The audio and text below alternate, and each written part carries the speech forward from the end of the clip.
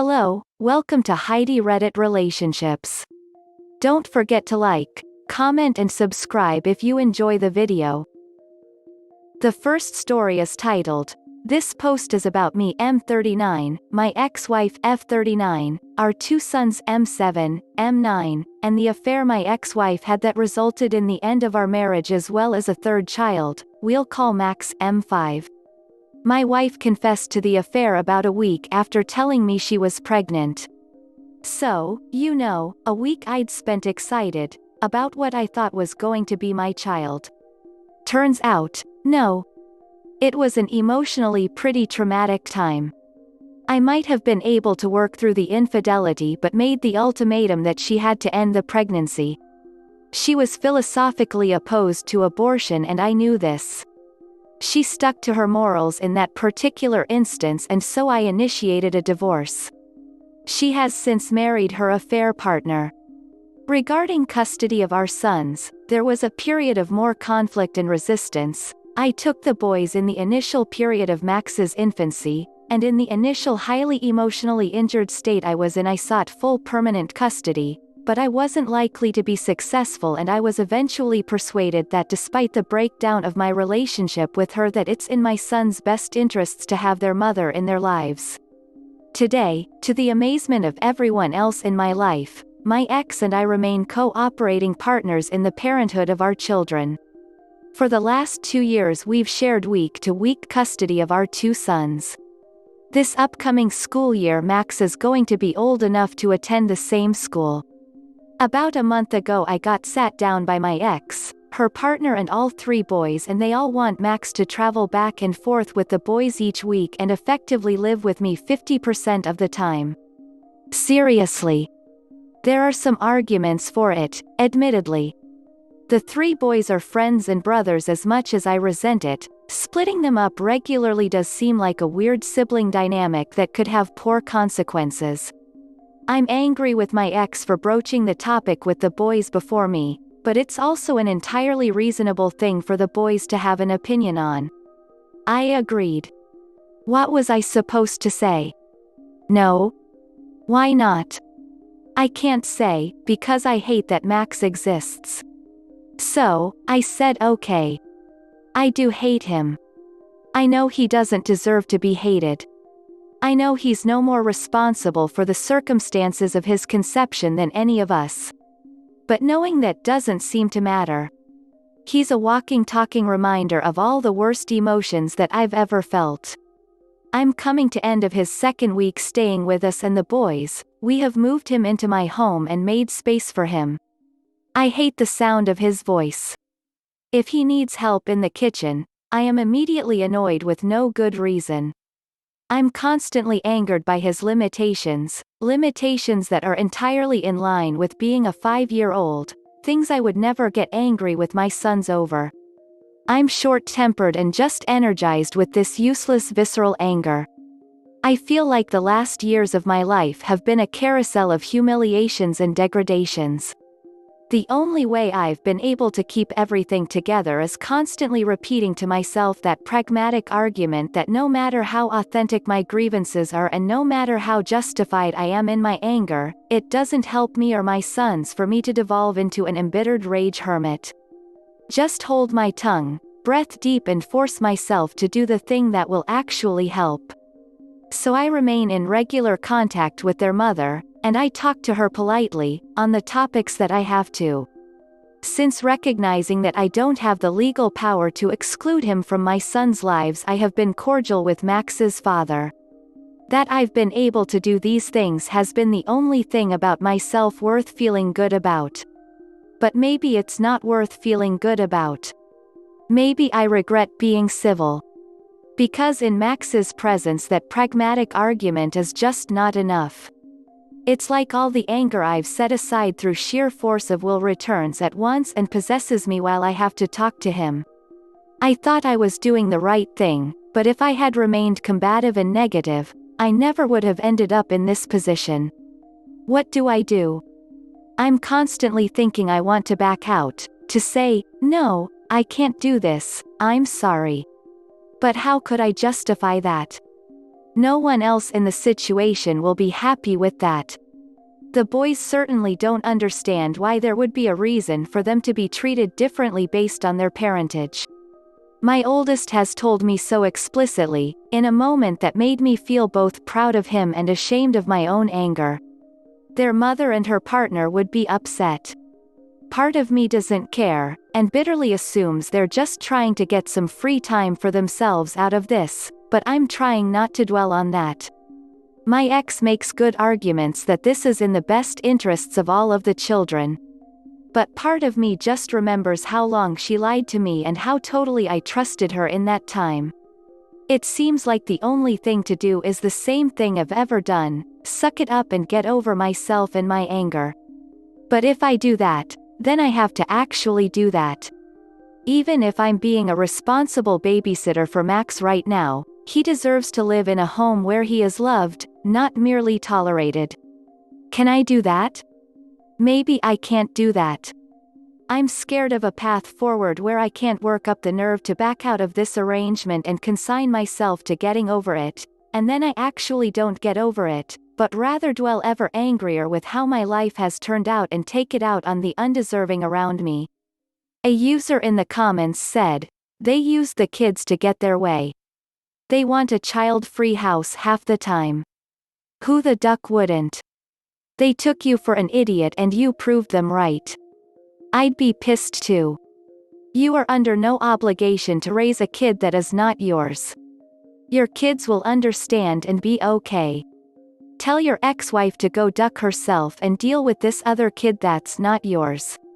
Jesus, grow some balls, man. No disrespect. Just telling you what you need to hear. You're a good dude. Too good for your own good.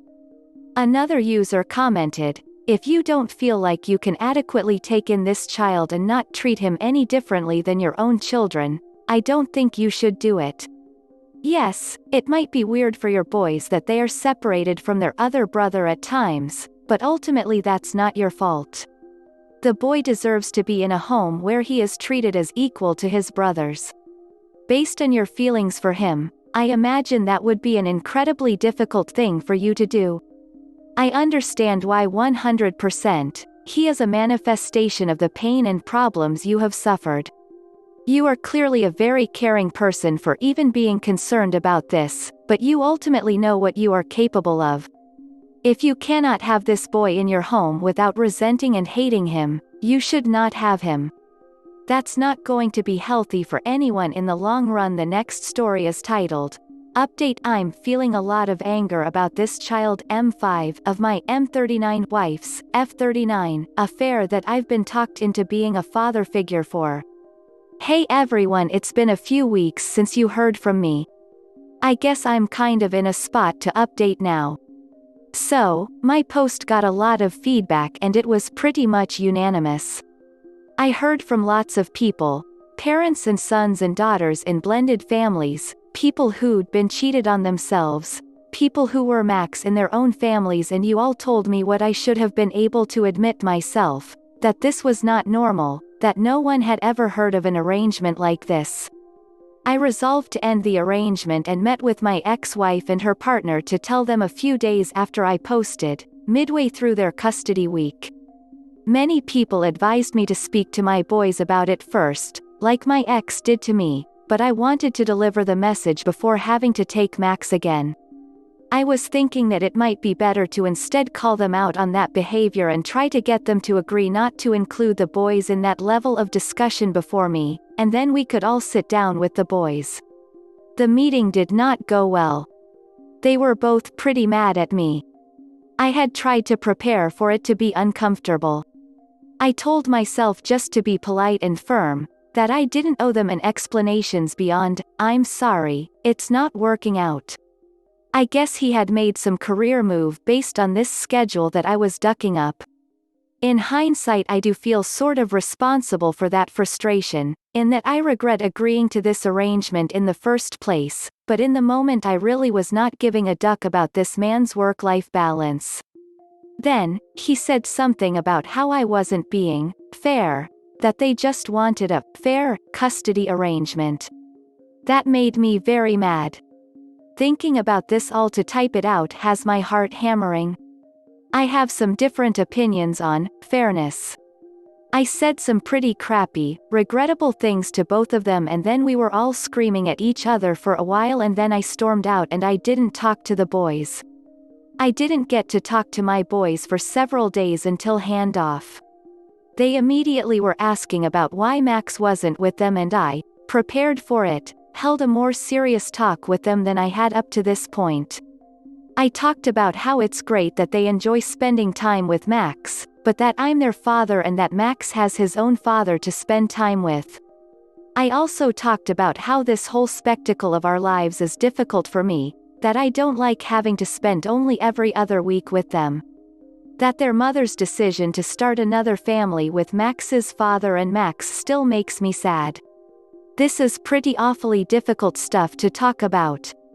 I've been pretty strict with myself about not venting to my sons about their mother up until now, but effectively that's meant I haven't really talked about her or our breakup at all. If you can't say anything nice, as they say. Trying to maintain that respect for their mother and also talk frankly about my own feelings is a difficult tightrope balance. I don't want to blame their mother, but I also don't want to not blame their mother, if you know what I mean. This would be one of the situations I identify as unfair, where the responsible thing is to never say anything disparaging or poisonous to my sons about their mother, my ex, but that means I have to describe the current state of affairs and what has happened to get here in a way that isn't disparaging to their mother and act like this is normal. She decided. I think I actually did a good job navigating the conversation. My sons absorbed it easier than I expected. A few weeks later and things with them are basically normal. I have had a few short conversations with my ex since our big embarrassing blow-up. I sort of feel like I want her to apologize for this whole thing, but also know that I'm not doing myself any favors waiting for that to happen. I think she remains upset with me, more for the things I said than the rejection of this arrangement with Max. Or maybe that's just projection, because that's what I feel guilty for. I also regret that the last time I spoke to Max was dropping him off before ending the arrangement. I don't know. I guess his mom has explained to him that she missed him too much to have him gone each week, but I don't know how sturdy that story will be.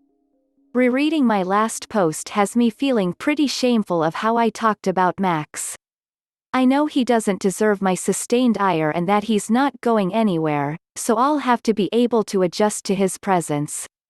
I'm obviously holding on to a lot of anger that is really about my ex-wife, but she isn't obligated to give a crap about that, and I am obligated to interact with her politely, so I guess that anger just got set aside and then vented onto Max just because he was there in my face, but that was my own fault. So, I sort of expect things will pretty much return to normal from here. Contact with my ex is curt right now, but that'll loosen up. Thanks to almost everyone who commented or reached out to me. The next story is titled, My 30M Fiancé, 29F, has discovered a new love of cooking and made me her unwilling sous chef. So, my fiancé has taken up cooking during quarantine. Previously, we did not cook much and instead ate out a lot. We could afford it and are generally healthy eaters. Of course, we both can cook, but given how busy we are, it was easier to eat out. Also, to be honest, I don't really enjoy cooking and see it as a chore to be avoided. I love food, but there are other things I'd rather do with my time. Due to quarantine, my fiancé has decided to actually cook more, and she has found she really enjoys it. This is great. I'm happy for her that she's discovered a new thing that brings her joy. Turns out she's also quite good at it and cares about learning new skills, etc., so I've been benefiting as well. I still don't really care to cook myself, like I said, so in return for her putting all this effort into cooking, I've been helping out by paying for takeout on nights she doesn't want to cook, as well as doing all the dishes and cleaning the counters, etc. for the days when she does cook.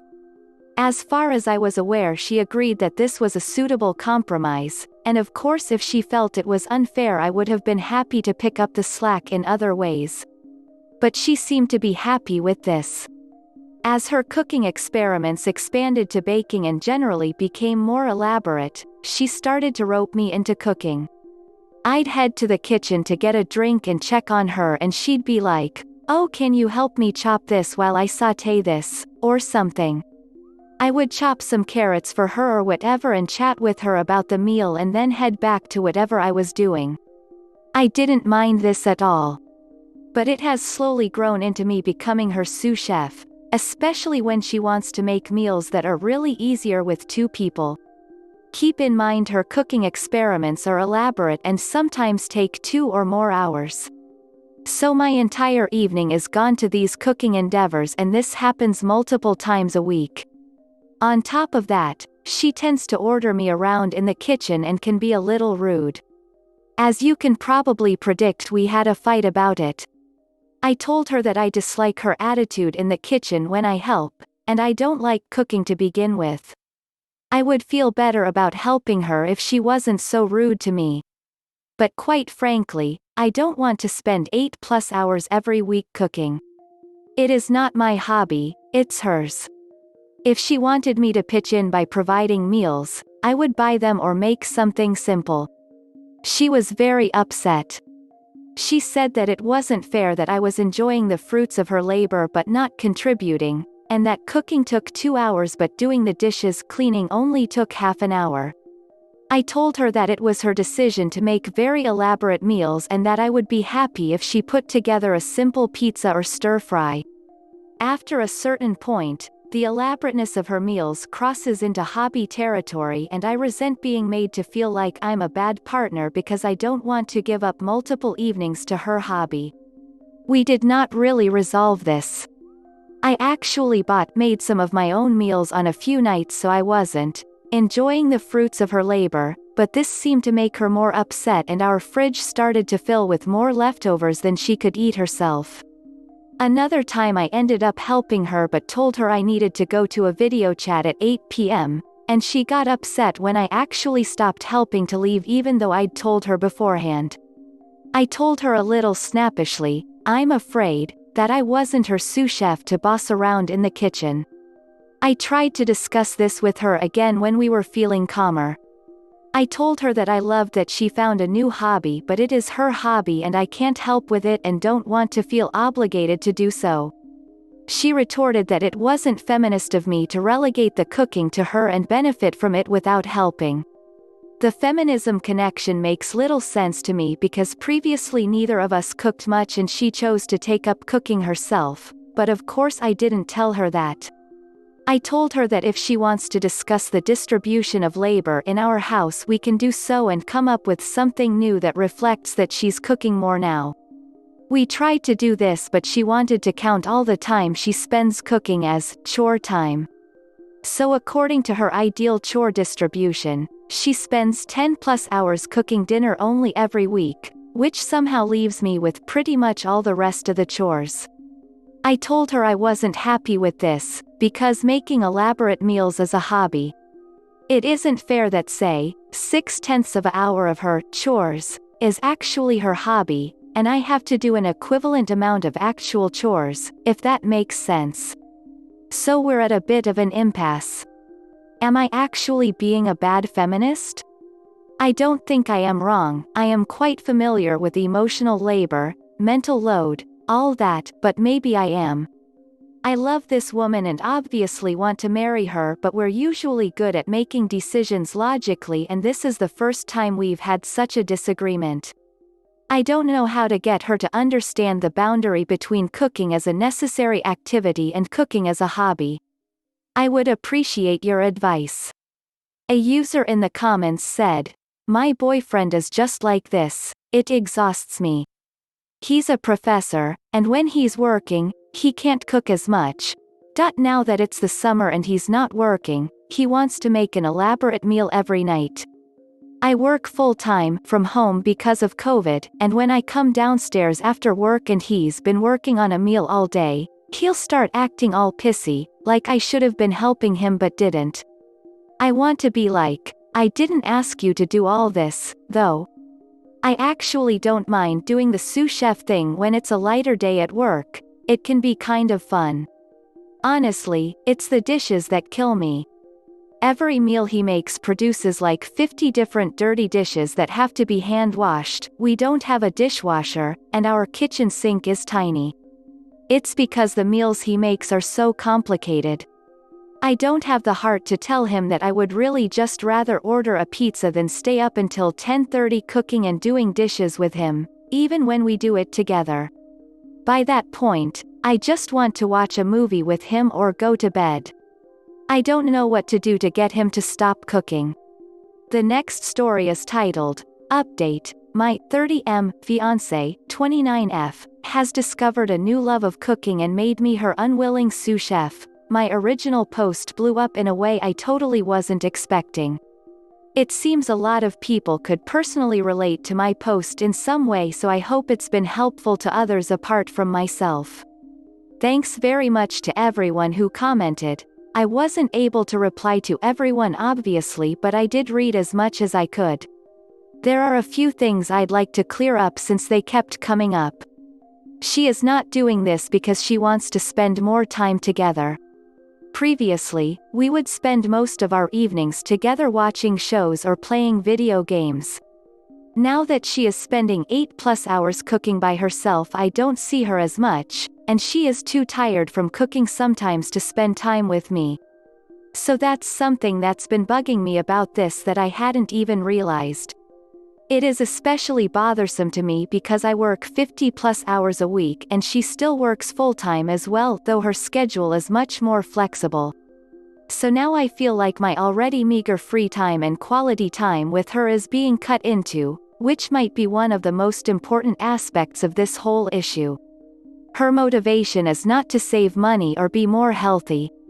We live in a big city where we are able to order lots of homemade style ethnic food from mom and pop type places that isn't overly salted or oily to appeal to the masses. It's at least as healthy as the normal diet of a Mexican, Indian, Thai, Ethiopian, etc. person.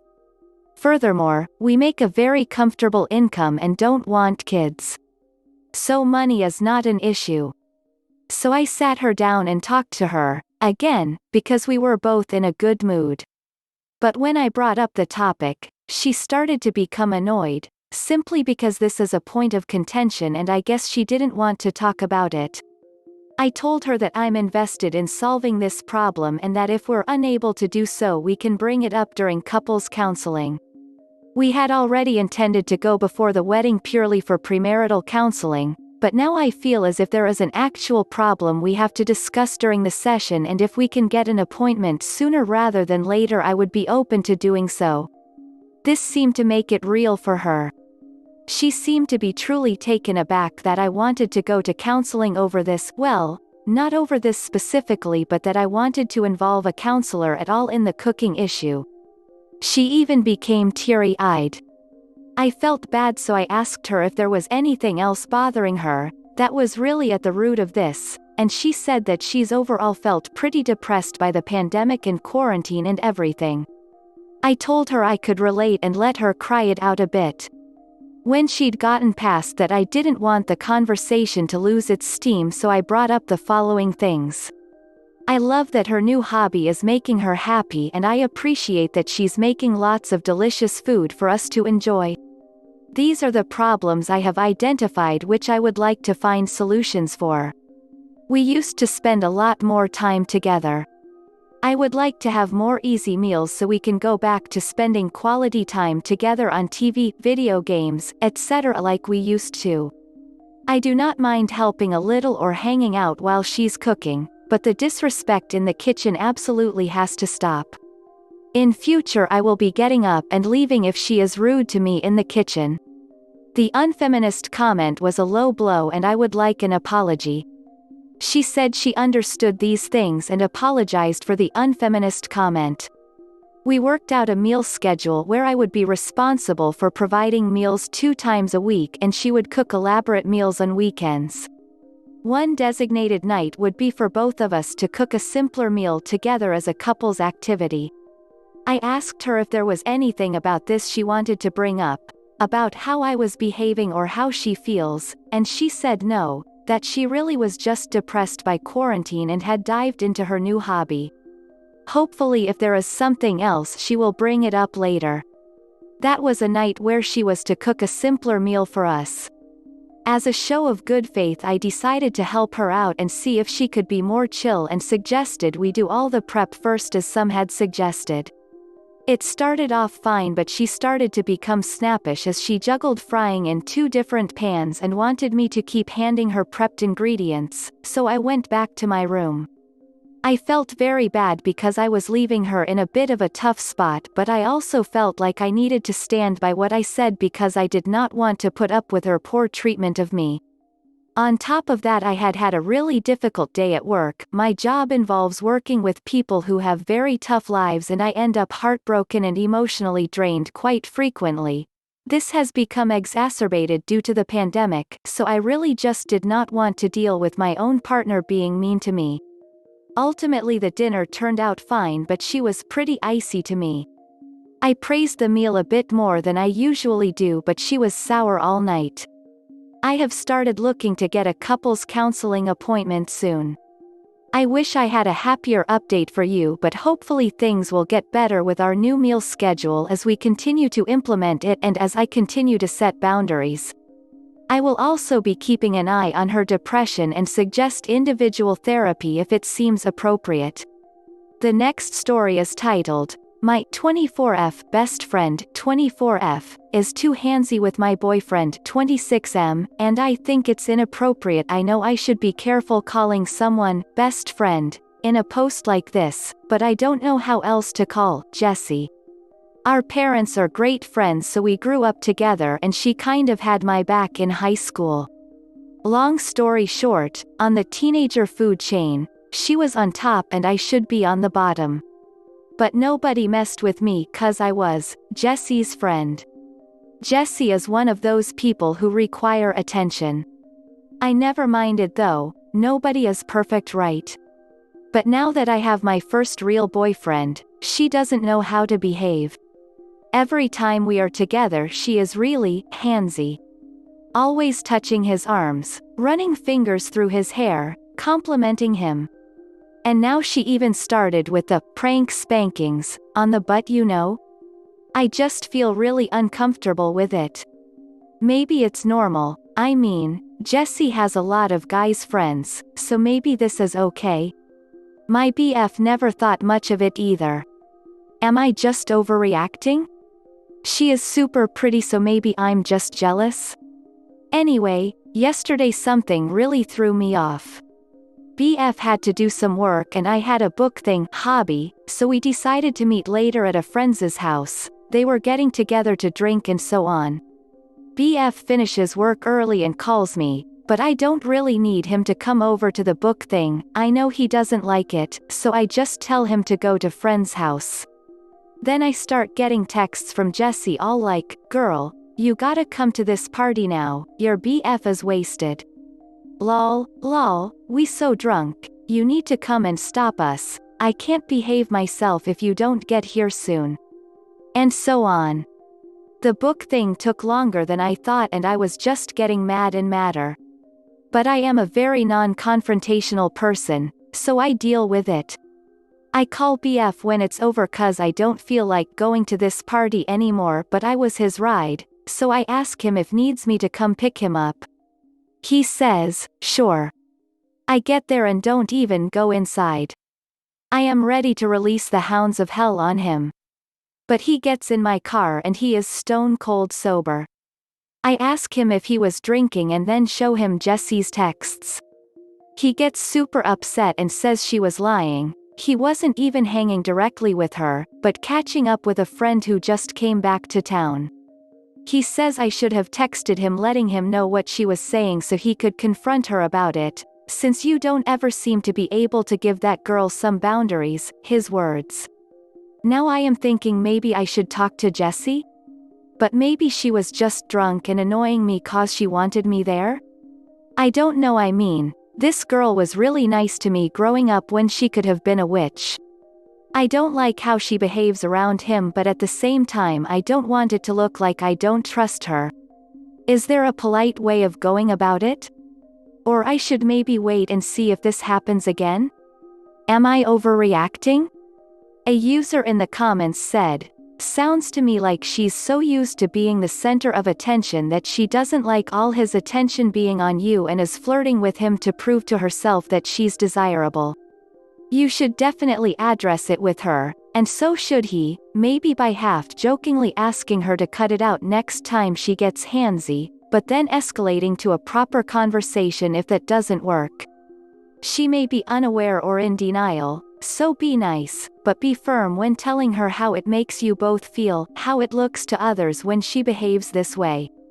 The next story is titled, "Update So My 24F, Best Friend 24F, says I owe her everything I have, including my boyfriend. I am very thankful to all those who commented, especially the ones who encouraged me to say something and what. I don't like arguments, so those were very important to me, thank you. Last night we were alone cause she wanted me to help her choose clothes for an event. I was at her place so I thought I should say something, I wanted to say something. I was very polite and just said that I knew she meant no harm but I didn't feel good about it. So I asked her if she could tone it down. I should have said, stop, but I guess I'm weak. She didn't really say anything mean, but her attitude was a bit off, I think. She was looking at me in a scornful kind of way, and the way she smiled once I was done talking, it just felt weird. She didn't say anything else but, okay, and we just moved on to choosing her clothes and I left after. We were supposed to go get something to eat but she said she was tired. I am not dumb, she was hurt. So I texted a common friend, more her friend than mine, and, without getting into details, I just told him that I talked to Jess about something that was important to me but that I was afraid she may have gotten the wrong idea from it. The common friend said, look, I don't wanna get involved, but you should watch it. I asked what he meant. He said, nothing, just watch it. A little while after that he texts me back and says, changed my mind, I do want to get involved, and sends me a bunch of prints of texts going back and forth between him and Jessie. It basically starts with him asking her if the two of us had a fight, 'cause I was worried. He was kind with his words, I don't mind him stepping in, and then just a non-stop stream of her being horrible. She says I had a big mouth and was judging her behavior cause I'm a prude who doesn't know how to be around guys. How she taught me everything I know about having a life and how dare I tell her what she can or cannot do, or how I should thank her for even having a boyfriend at all. Common friend actually called her out for being rude and no friend of mine. After the prince he told me, I'm done with her, I give up, and you should watch it. He also said it was okay if I told her I had the prince. I didn't though. Didn't know what to say. I mean she is not 100% wrong. But even though I know that, it really hurts to read those. This morning I wake up and see she texted me late at night. She says she knows Pete sent me the prince and she didn't mean to be rude. But it's ridiculous that I am jealous of her because if she wanted my BF she could just have him. You want me to prove it? So I'm being silly and should drop it, is what she meant. She ends it with kisses and a joke. So I don't know if she was being playful, apologizing, threatening or being pragmatical. I didn't answer her yet. I don't know what to say. Should I even say something? Or should I just let it go? I wish I could talk to someone about this but I am very private. I usually go to Jessie with these things. Help. A user in the comments said, you need to drop this friendship ASAP. She is a toxic person and just brings you down. Now I know it's easier said than done but I promise you it's for your well-being. And like others told you on the last post you owe her nothing. You would have gotten this boyfriend and everything else good in your life on your own with or without her. So please stop thinking she did those things for you because you did them all yourself. The next story is titled, Update, my 24F, best friend 24F, says I owe her everything I have, including my boyfriend. My boyfriend is having sex with her. A friend convinced some other friends to send me prints of texts between themselves and either my BF or best friend. They are pretty clear. I confronted my BF. He looked lost, said he loves me and it was just sex. He says, Jessie, kept throwing herself at him, teasing him, and he said he didn't like her but I still wanted to hang. He said he just had sex with her to see if she would move on and leave him alone, and that it only happened a couple of times. Says he won't do it anymore, he doesn't even like her, he loves me, asking me to please forgive him.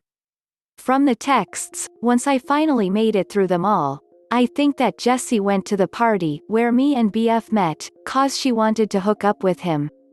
She had it bad for him, but he didn't feel the same way.